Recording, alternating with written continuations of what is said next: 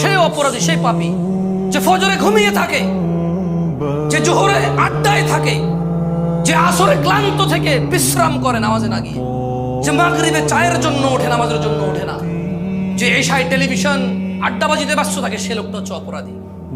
যে বলে আমি জেনারেল, উনি আলেম, আমি বুঝি না ইসলাম, ওই লোকটার চাইতে বড় অপরাধী আমি। ফতোয়া দিছি, শুনছেন আপনারা কখনো? আমি কখনো ফতোয়া দিছি?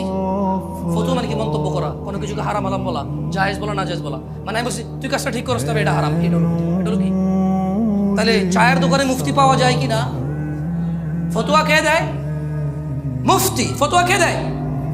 চায়ের দোকানে, বাস স্ট্যান্ডে, ঘরের নিচে বন্ধু বন্ধু মিলা ইসলাম নিয়ে ফতোয়া দেওয়ার লোক আছে না নাই?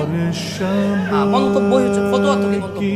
আপনি একটা বিষয়ের উপর মন্তব্য করবেন, দিস ইজ হোয়াট কল ফতোয়া। তো আমি কি মন্তব্য করি আপনারা শুনছেন কখনো? বাট আমার নজরে এই দেশে আসছি 2014 সালে। আমি বহু মানুষ পাইছি যারা উপন্যাস পড়ে বসা বসা, কোরআন সুন্নাহ পড়ে না।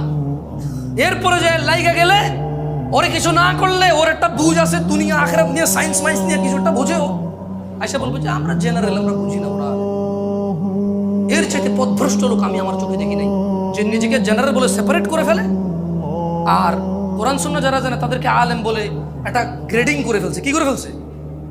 আমরা জেনারেল, ধর্ম কি আমরা বুঝি, এক হুজুরে এক টাকা কোনটা ঘুরবো ধর ভাই, তারা তাদের মতো, আমি আমার। আরে তো ওরে কি আলেম হওয়া নিষেধ নাকি?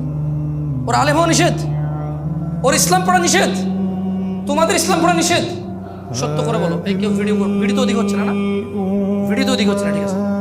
কারা কারা দেখে সুন্দর করে, মানে কনফিডেন্ট আছে যে আমার পড়া শুদ্ধ, আমি চাইলে এখানে মাইকে এসে পড়তে পারবো, আমার পড়া শুদ্ধ? হাত তোলেন তো। কোরআন দেখে পড়তে পারেন শুদ্ধভাবে, হাত তোলেন।